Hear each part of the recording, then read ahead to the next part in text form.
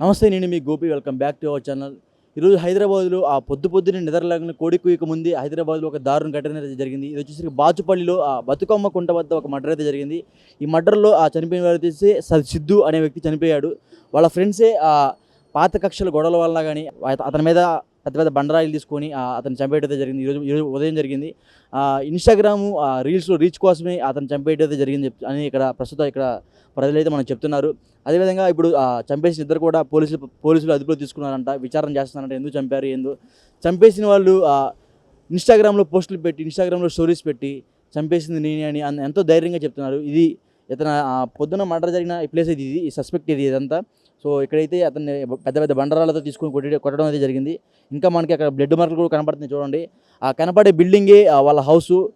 పొద్దున్నే వాళ్ళ ఫ్రెండ్స్ వచ్చి బయటికి ఇట్లా బయటికి వచ్చి మాట్లాడదాం రమ్మని పిలిచి అతను మద్యం తాగుతుండగా కిందకి పిలిచి సో ఇక్కడ ఇంటి బయటికి కొంచెం దూరం ఇట్లా బయటికి తీసుకొచ్చి ఇక్కడ బండరాళ్ళతో అదేవిధంగా 18 కత్తిపోట్లు అయితే దింపారంట. అతనికి 18 కత్తిపోట్లు మరియు పెద్ద పెద్ద బండరాలతో తల పలకొట్టి చంపేశారంట ఇక్కడ ఎర్లీ మార్నింగ్ ఈరోజు.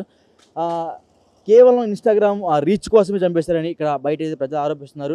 ప్రజలు చెప్తున్నారు, ఇక్కడ ఉన్న ప్రజలు. అదేవిధంగా వాళ్ళు కూడా చెప్తున్నారు, ఇప్పుడు ఎవరైతే చంపేశారో ఇద్దరు సస్పెక్ట్స్ వాళ్ళు కూడా అదే చెప్తున్నారు, కేవలం ఇన్స్టాగ్రామ్ రీచ్ కోసం. అదేవిధంగా పాత కక్షల గొడవలకు కారణంగా ఇప్పుడు చనిపోయిన వ్యక్తి ఎవరైతే ఉన్నారో సిద్ధు కూడా ఆల్రెడీ ఒకసారి జైలుకి వెళ్ళి వచ్చాడు. అతని మీద ఎస్ఆర్ నగర్లో పిఎస్లో కంప్లైంట్స్ కూడా ఉన్నాయి.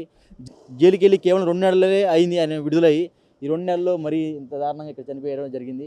కనపడి 3 ఫ్లోర్లో ఉంటారంట. ఆ 3rd ఫ్లోర్లో నుంచి ఎర్లీ మార్నింగ్ పొద్దున్నే కింద పిలుచుకొని వచ్చి మద్యం తాగుదామని కింద పిలుచుకొని వచ్చి వాళ్ళ ఫ్రెండ్స్ నలుగురు వచ్చి ఇలా ఈ దారుణ ఘటనకైతే పాల్పడ్డారు వాళ్ళు. కనపడుతుంది ఇంకా మనకి ఇక్కడ బ్లడ్ మార్కులు కనబడుతున్నాయి. బాచుపల్లిలో బతుకమ్మ కుంట దగ్గరే ఎగ్జాక్ట్గా జరిగింది. ఇక్కడ ఇది వచ్చేసరికి బతుకమ్మ కుంట పక్కనే జరిగింది. ఇంకా మనకి అక్కడ కనబడుతూనే ఉన్న బ్లడ్ మార్కులు కూడా ఎంతో దారుణంగా రాళ్లతో కొట్టి చంపేశారు అతన్ని, సిద్ధుని. మరిన్ని వివరాల కోసం వెళ్ళి ఇక్కడ దగ్గరలో ఉన్న బాచుపల్లి పిఎస్లోకి వెళ్ళి అక్కడ ఇన్స్పెక్టర్ని అడిగే ప్రయత్నం మనం వెళ్ళి చేద్దాము. అసలు ఏం జరిగింది, ఎన్నింటి సమయంలో జరిగింది అనేది వాళ్ళని అడిగి తెలుసు. ఇక్కడ ఏం జరిగిందో మరిన్ని వివరాల కోసం ఇక్కడ దగ్గరలో ఉన్న బాచుపల్లి పిఎస్ పరిధిలో ఇది జరిగింది. సో బాచుపల్లి పిఎస్కి వెళ్ళి అక్కడ ఇన్స్పెక్టర్ గారిని మనం వెళ్ళి అడుగుదాము. ఎన్ని గంటల సమయంలో ఈ మర్డర్ జరిగింది, అసలు దీని కారణాలు ఏమిటి, అదేవిధంగా వాళ్ళకి తల్లి కూడా పైనే ఉంటుందంట. మరి ఇంకా తల్లి కూడా ఇంకా రెస్పాండ్ కాలేదు. అసలు స్టేషన్లో ఏం జరుగుతుంది, 5 సస్పెక్ట్లు అయితే దొరికారంట. సో వాళ్ళని విచారణ చేస్తున్నారంట. సో రేపు మనం స్టేషన్కి వెళ్ళి వాళ్ళు అడిగే ప్రయత్నం అయితే చేద్దారండి. సరే, హైదరాబాద్లో మార్నింగ్ లేవగానే అందరికీ ఒకటే వాడుతున్నారు, ఇక్కడ బాచుపల్లి పరిధిలో ఒక మర్డర్ జరిగింది. అసలు ఏం సార్ ఆ మర్డర్ విశేషాలు? ఇవి పాత కక్షల నేపథ్యంలో మర్డర్ చేసుకున్నారు. మన బాచుపల్లిలో ప్రగతి నగర్ చెరువు దగ్గర బతుకమ్మ చెరువు ఉంటుంది.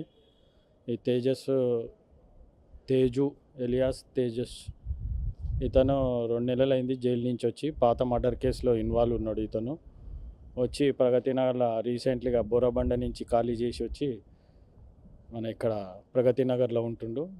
ఆయనతో పాటు 2-3 ఫ్రెండ్స్ కలిసి రాత్రి తాగిన తర్వాత కిందికి వచ్చే నేపథ్యంలో పాత ఫ్రెండ్స్ ఈ తరుణ్ని చంపినందుకు కక్షగా వీళ్ళని చంపిర్రు. ఆయన సమీరు ప్లస్ ఇంకా 4 పాల్గొన్నారు.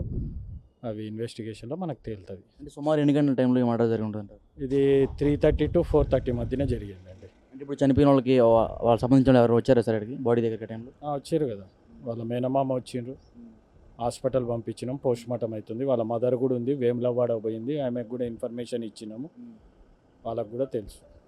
అంటే ఇప్పుడు ఎక్యూజ్డ్ అందరు దొరికేసారు సార్? ఇప్పుడు ఇంకా ఇన్వెస్టిగేషన్ ఉంది, టీములు తిరుగుతున్నాయి. ఒక 5 టీములు పెట్టినాము వాళ్ళ కోసము.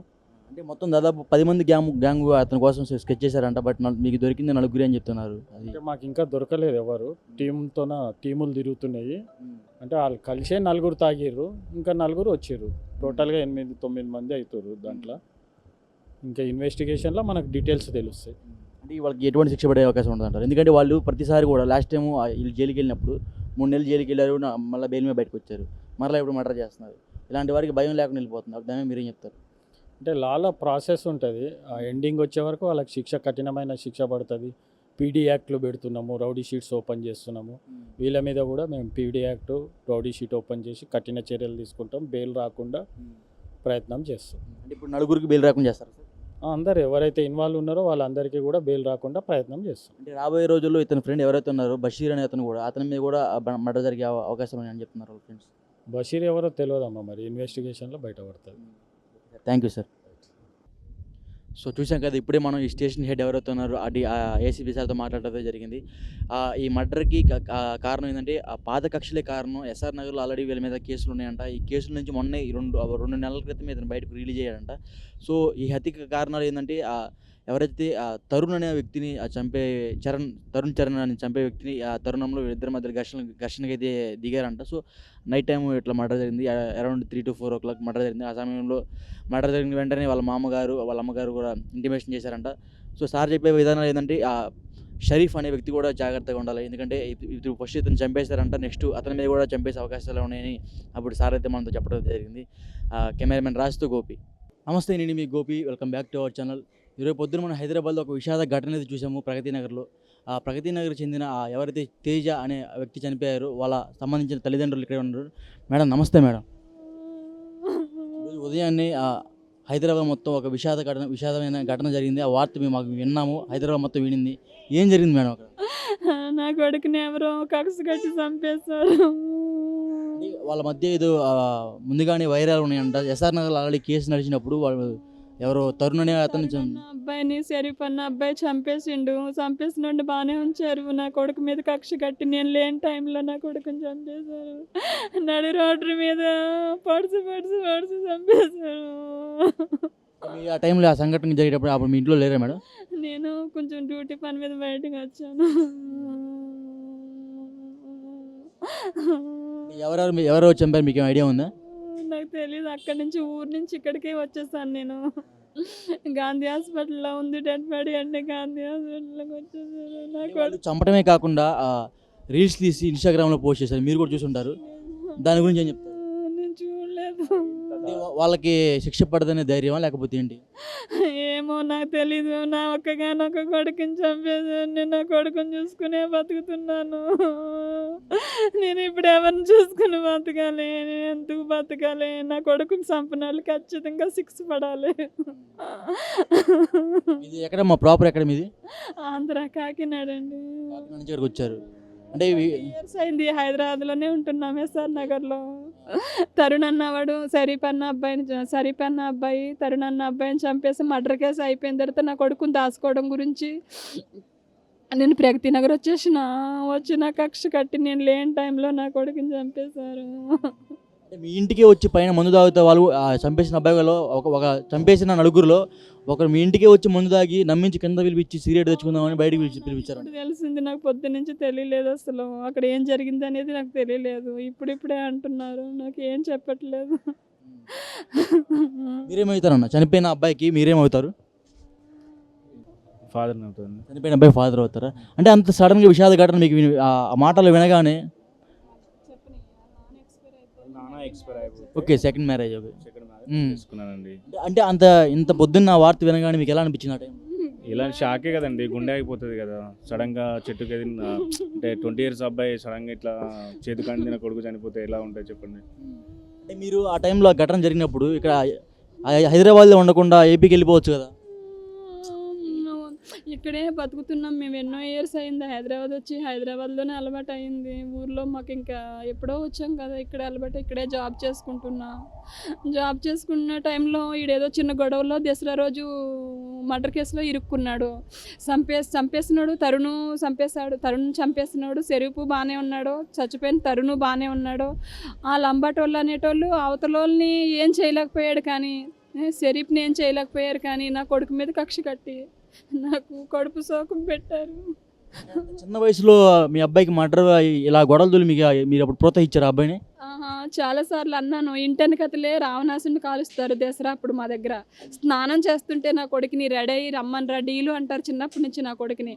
డీలు అంటుంటే డీలు గారిని తీసుకురండి అని చెప్పేసి తరుణ్ అన్నవాడు షరీఫ్ అన్నవాడు నా కొడుకుని 2 మనుషులు పంపించి అభి అన్న కుర్రోడిని కన్నా అన్న కుర్రోడిని 2 పంపించి నా కొడుకుని రప్పించుకొని ఆడు పారిపోతుంటే పట్టుకుంటారా అని చెప్పి నా కొడుకుని ఎదటి పిల్లల్ని అందరినీ కొట్టి ఆ తరుణ్ అన్న అబ్బాయిని పట్టుకొని ఈడు కొడుతుంటే వాళ్ళు అప్పు చెప్పేటట్టు చేసి ఆ గొడవలో ఇరుక్కునేటట్టు చేశారు. నేను పిఎస్కి పంపించిన, జైలుకి పంపించిన, బెయిల్ మీద బయట తెచ్చుకున్నా. ఎన్నో పాటలు పడ్డా నా కొడుకు గురించి. అయినా నా కొడుకు నాకు దక్కలేదు. మీ అబ్బాయి జైలు నుంచి విడుదలై కేవలం 2 నెలలు అవుతుంది. ఈ 2 నెలల వ్యవధిలోనే ఇట్లా జరిగిపోయింది. ఇట్లా చేసిన వాళ్ళ మీద మీరు ఎలాంటి న్యాయం కావాలని కోరుకుంటున్నారు? కొడుకు నడి రోడ్డు మీద కుక్క సాగు వచ్చేటట్టు చేశారు. వాళ్ళకి కూడా అదే జరగాలి. ఏం చెప్తారన్న ఇప్పుడు వాళ్ళకి ఎటువంటి న్యాయం కావాలి మీరు కోరుకున్న వారు వాళ్ళ తరపు పోలీస్ శాఖ తరపు నుంచి మీరు ఎటువంటి న్యాయం కోరుకోవాలనుకుంటున్నారు? శిక్ష ఖచ్చితంగా పడాల్సిందే అండి, వాళ్ళకు ఖచ్చితంగా శిక్ష పడాల్సిందే. ఇక అంతే, ఏం చేస్తుంది. ఎలాంటి శిక్ష వేసినా పర్లేదు, నా కొడుక్కి నాకు న్యాయం జరగాలి.